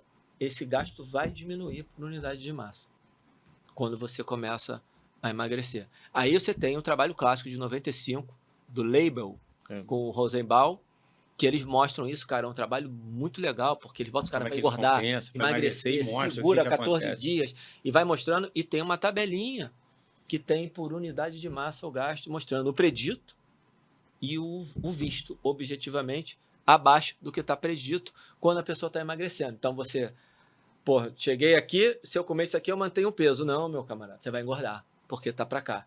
E quando você engorda, essa curva começa a mudar. O calculado fica abaixo do predito, porque você começa a ter uma defesa também para engordar demais. E onde está essa defesa também é individual. Alguns vão defender a partir de tanto, por isso que tem umas pessoas que demoram mais para ficar obesas, outras ficam obesas logo, outros passam aí 30 anos e ficam com sobrepeso, beliscando a obesidade, mas não chegam na obesidade. O teto é diferente. Porque aí tem um cara chamado James Land, que é o único cara que eu vejo hoje. A gente está discutindo muito aqui a defesa contra o emagrecimento. Como é que a gente faz as compensações para não emagrecer. Mas também... Não, a gente faz as defesas para não emagrecer, para impedir o emagrecimento. Mas tem uma defesa para não engordar. Tem os indivíduos que não são responsivos ao processo de acúmulo de gordura. Esses caras precisam ser estudados para ver o que está acontecendo ali fisiologicamente, para tentar replicar esse modelo. E não é simplesmente falar de inibição de apetite nesse caso. Ele está indo um buraco um pouquinho mais embaixo, que também vai passar, obviamente, que passa pelo apetite, mas passa pela questão, por exemplo, da absorção de energia. O trabalho do Basolo de 2018 mostrando diferença de 500 calorias para a mesma quantidade de comida entre indivíduos diferentes de excreção de energia nas fezes. Se 2 caras comendo a mesma coisa, um vai engordar e o outro vai emagrecer. O quanto ele absorve.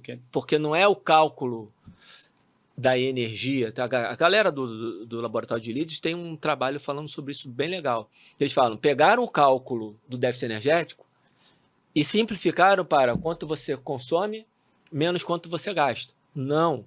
É quanto você consome, quanto você absorve, quanto é excretado nas fezes. As fezes entram no processo de cálculo para, no final, ter o balanço energético. Tiraram isso do cálculo e simplificaram demais. Então, não é quanto você consome.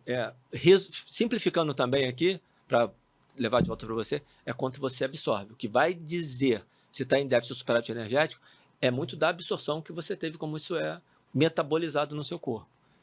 Aí a gente não tem como ver isso. Ou seja, o processo todo ele é complexo. Demais. É muito complexo. Por isso é que a gente já pode... tem mais a variável, que é a ordem, né? Eu já falei da ordem um pouco, e eles também já estudaram isso, agudamente e cronicamente, quando você mistura. Tinha aquele conceito, faz a musculação primeiro, você aumenta... diminui as suas reservas de glicogênio muscular e quando você for para o aeróbio, você vai metabolizar mais gordura. E eles fazem os estudos cruzados, né? E é muito legal nesses estudos cruzados. Coloca o cara para fazer aeróbio, depois força, depois aeróbio e no meio.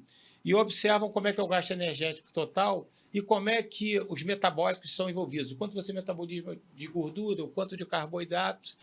E o que eles encontram? Que não tem diferença. A ordem dos fatores não altera o produto. E o Pollock já falava isso na década de 90, quando o Pollock esteve lá na Gama Filho. Eu assisti a palestra, o Pedro deve ter ido também. Ele já falou, a única diferença é se você vai molhar o equipamento de musculação ou não. Ele falava literalmente assim. O famoso Dr. Michael Pollock, livre exercício na saúde e na doença. Então, se não tem diferença, aí tem um estudo ou outro, aí tem as nuances, né? Aí os caras do Instagram que usam esses estudos de gancho para vender orientação. Não, teve um estudo que quando os indivíduos utilizaram o treinamento de força primeira e uma atividade aeróbica moderada de 20 minutos, o RER foi favorável ao metabolismo de gordura. Aí o cara, não, para emagrecer você metaboliza agudamente mais gordura, faz o treinamento de força antes. E a gente sabe que o substrato energético envolvido na atividade não é o que decide o processo de emagrecimento. Tá? Aí tem um outro estudo que é o contrário, botou a força e depois botou o cara para fazer intervalado depois. Aí quando botou para intervalado depois, aí, metabolizou mais gordura, cara. E aí, um estudo de cada. Não dá para chegar e falar, olha, faz antes ou depois, mediante a 2 estudos que demonstram que, dependendo da intensidade, a resposta é contraditória. Entendeu? Eu acho que mais até do que a resposta ser contraditória, quando você analisa o valor absoluto, a diferença é de 2 gramas. É isso, Pedro falou. 3 gramas. Esse ponto é importante. Porque, às vezes, a diferença tem significância estatística, mas não tem significância clínica. Não vai representar em nada a diferença no processo de emagrecimento. Então, você tem uma validade interna do estudo que ele isola o substrato energético, realmente queimou mais gordura. Mas aí a relevância que a validade externa, clínica, de aplicação disso no processo de emagrecimento, é nenhuma. É mínimo. E aí, eu acho que a gente já está chegando na parte final, né, o Alan? A gente já tem um tempinho aqui, eu estou falando com o Rolando aqui, se o pessoal saber, eu entrei aqui no celular, porque a gente tem um convidado, depois do Leta, que inclusive o Leta vai ser co-host com a gente, convidado muito especial, que é o nosso amigo Rolando Sédio. Rolando Sédio. Eu tô falando com ele aqui. Não perca esse episódio, hein? Que é um dos maiores especialistas em metabolismo, não só especialistas, pesquisadores mundiais sobre o tema de emagrecimento, metabolismo e exercício.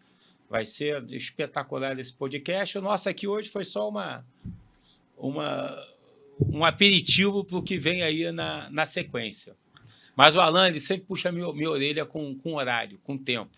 E eu estou aqui com o tempo, ele que vai me dizer se eu posso... Estou administrando, mas deixa eu voltar aqui para o roteiro que você me deu, porque tem...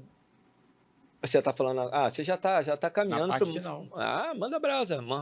Pode ir embora, vai nessa. Vou nessa, né? E aí, eventualmente, se eu me ausentar, é porque eu estou falando aqui com o Rolando. Tá bom. Tá. Depois, se ele falar, reclamar que eu estourei o tempo, foi ele que eu... Não, eu vou te cortar, fica tranquilo, eu te corto. Isso é uma brincadeira nossa. Antiga, já está ficando antiga. Eu estou devendo uma quantidade de cerveja artesanal, porque eu sempre estouro o tempo. Mas faltou um tema, esse tema também é legal, né? Que e aí, faz jejum? Jejum antes do treinamento contra a resistência. E o jejum antes do treinamento contra a resistência parte pelo mesmo princípio de você fazer a força antes do aeróbio. Se eu fizer jejum, as minhas reservas de glicogênio vão estar baixas. E quando as minhas reservas de glicogênio estão baixas, quando eu fizer o treinamento contra a resistência, eu vou metabolizar mais gordura e isso vai fazer com que eu emagreça mais. Tá? Então, esse é um outro tema interessante. O Rolando, não percam esse podcast com o Rolando, tá? Porque o Rolando, eu vou dar só uma palhinha, né? Rápido. O Rolando hoje é quase que um carnívoro, né? Come praticamente só proteína, come muito pouco carboidrato. Quando ele é carnívoro, entra muita gordura. E ele acompanha, né, todas as variáveis de treinamento dele, vocês vão ver isso no podcast. Né? E aí, com as variáveis de treinamento não só aeróbias, como as variáveis de treinamento de força. Né? E no que diz respeito à atividade aeróbica, com esse modelo de dieta que eles chamam de cetogênica, que chega muito próximo ao estado de jejum, que você fica em cetose quando você está em jejum. Então, você pode utilizar meio que os 2 modelos para poder comparar as respostas. Ele teve um desvio do Fat Max dele. O Fat Max é o seguinte, dependendo do percentual que eu estou utilizando do meu consumo de oxigênio, normalmente quando você está 50% do consumo de oxigênio máximo, metade da energia vem de gordura e metade vem do carboidrato. Conforme eu vou deslocando para a direita, eu vou aumentando a intensidade, eu vou consumindo menos gordura e mais carboidrato. Só que com uma dieta cetogênica e treinando em cetose, o Rolando desviou a curva dele para a direita. Então, ele consegue ter um Fat Max, ou numa intensidade de 90% do consumo máximo de oxigênio dele, ele consome 80% de gordura. E um percentual de grama de gordura por unidade é muito maior. Que é muito alto.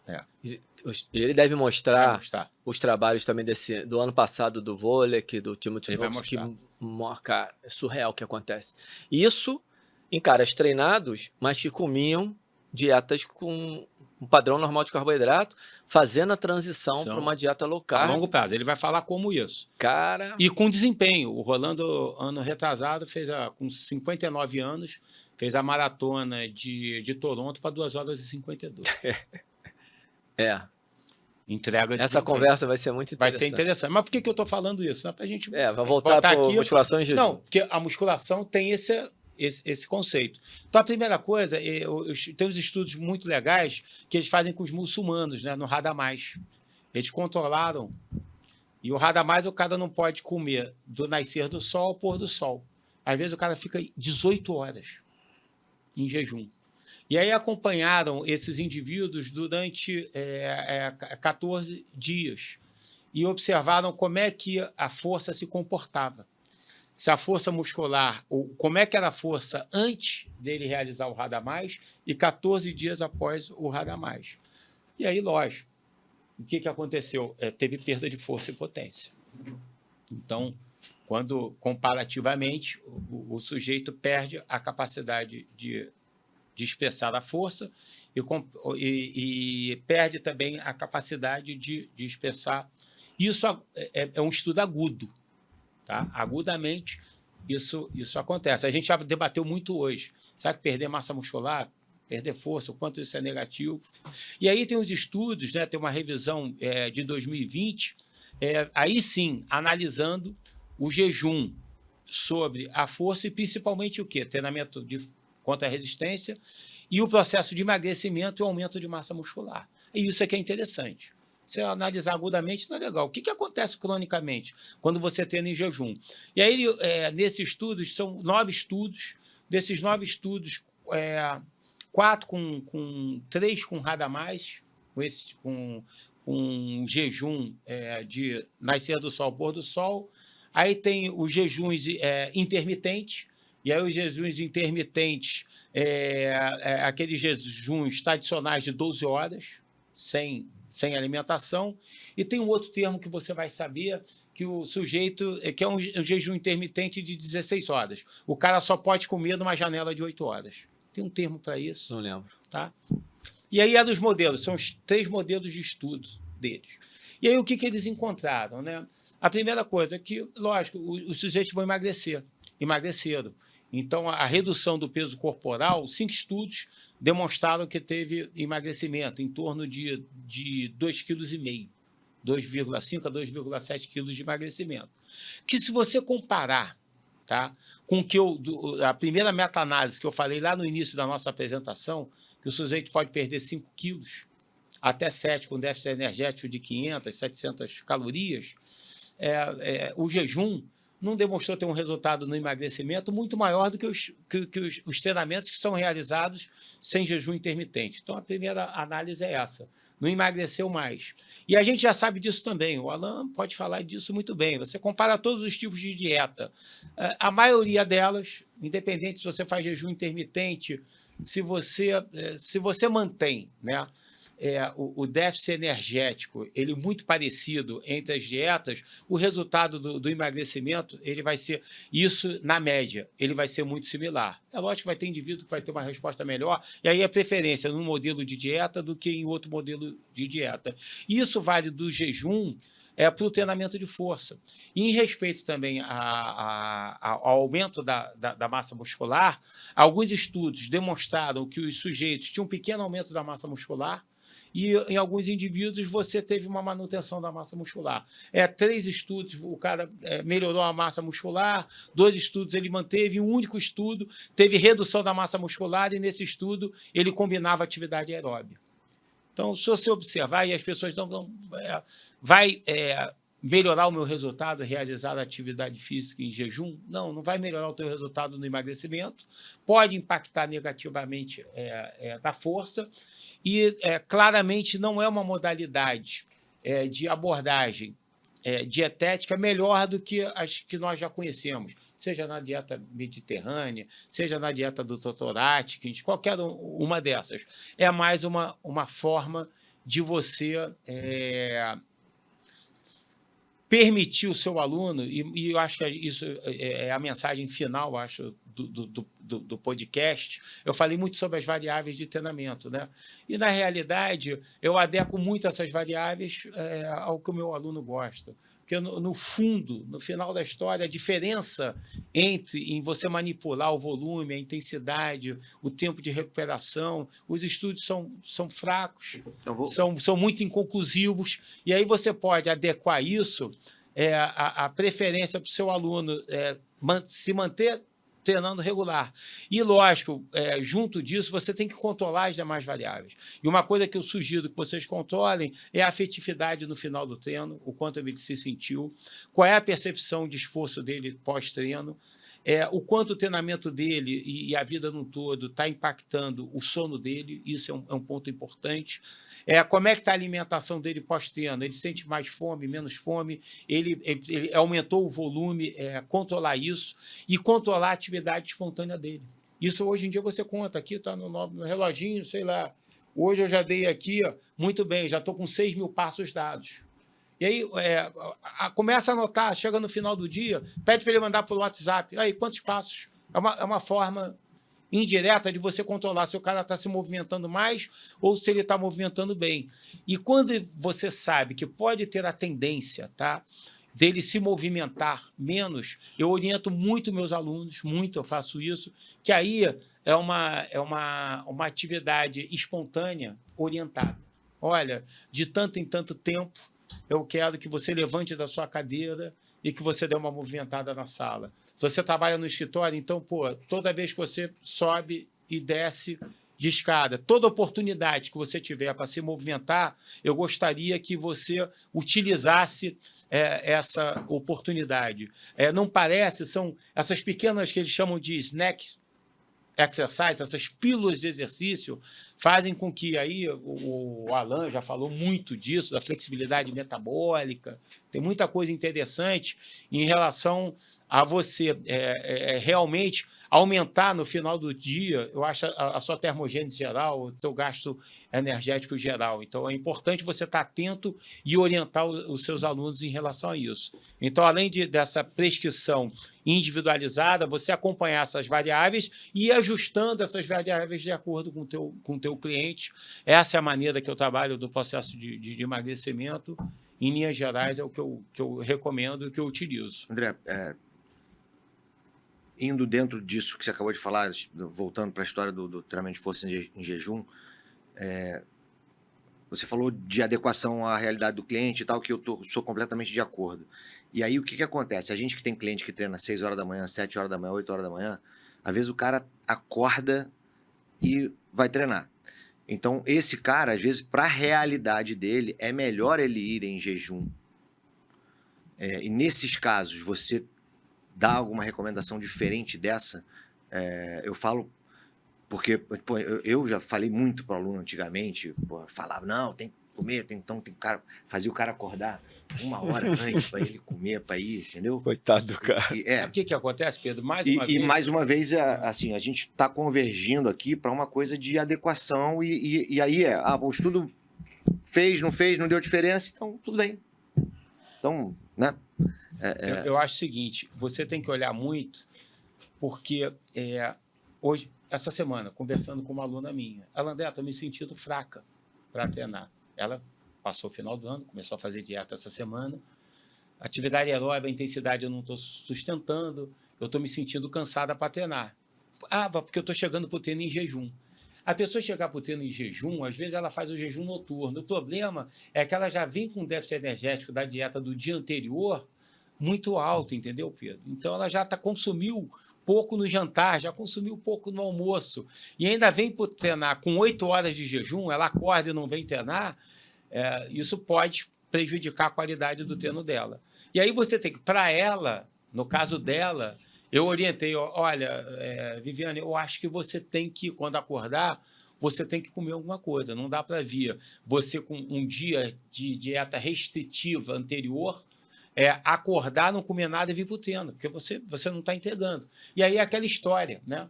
Ela está conseguindo economizar energia de um lado através da dieta, mas no exercício ela não consegue ter um gasto energético. Baixou o gasto. Gasta muito. Como é que fica essa balança. Será que se eu colocar, eu não sou nutricionista, se eu colocar um carboidrato de rápida absorção, uma banana, ela comer uma torrada com geleia, ou comer um queijo, aí o nutricionista vai orientar, ou tomar alguma coisa, um pré-treino, melhorar a qualidade dela no treino, no final da história o net de déficit energético dela não seria maior.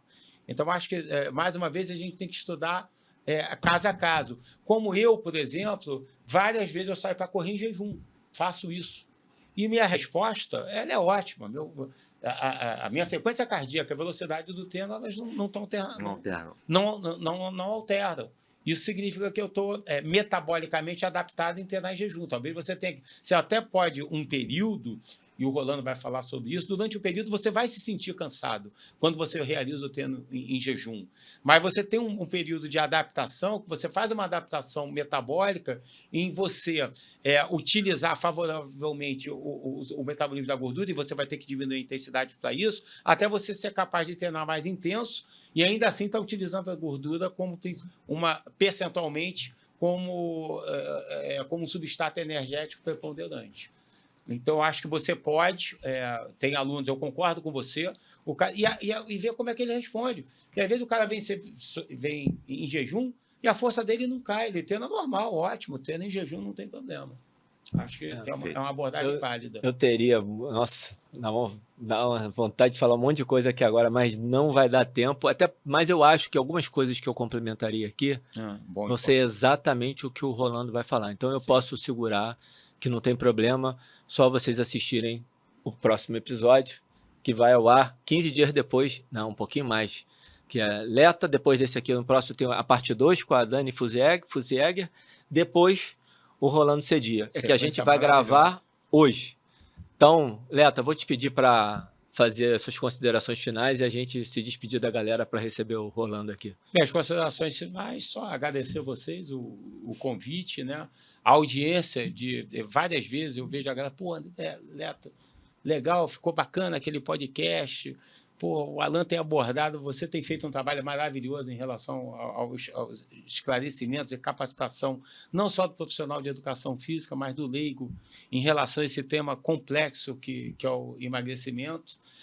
Você tem sido um âncora nisso, tem puxado todo mundo a estudar o tema, me puxou a estudar esse tema em função desse podcast. A iniciativa ela é maravilhosa, só tem que agradecer você e o Pedro pelo convite e de vocês estarem sempre levantando essa bandeira da educação física e do profissional de educação física capacitado, prescrevendo baseado não só em ciência, mas em evidências e muito na prática, né? Então, a gente sai muito só dos estudos que a gente vê teórico, mas o que efetivamente a gente faz no dia a dia.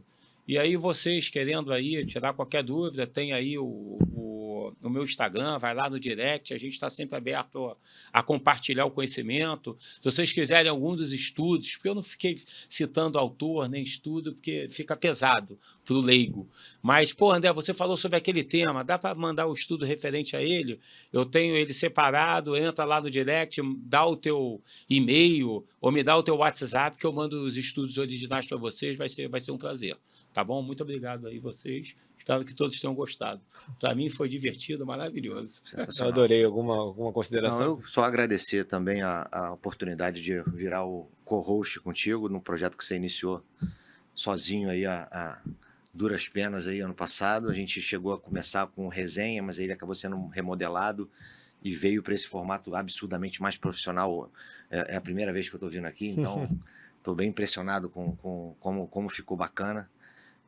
Então, te agradecer, né, pela oportunidade de estar participando junto desse projeto e agradecer ao Leta pela brilhante explicação aí dos temas que, como a gente sempre fala, como é difícil a gente encontrar gente que consiga digerir a ciência e aplicar aquilo adequadamente no dia a dia, né? E a gente, quando tenta selecionar nossas palestras para os eventos, convidados para podcast, a gente, em geral, tende a essas pessoas porque são aquelas que vão mais impactar o profissional que precisa depois Aplica- aplicar E a gente acaba, muitas vezes, num dilema de, cara, vamos repetir as pessoas, né?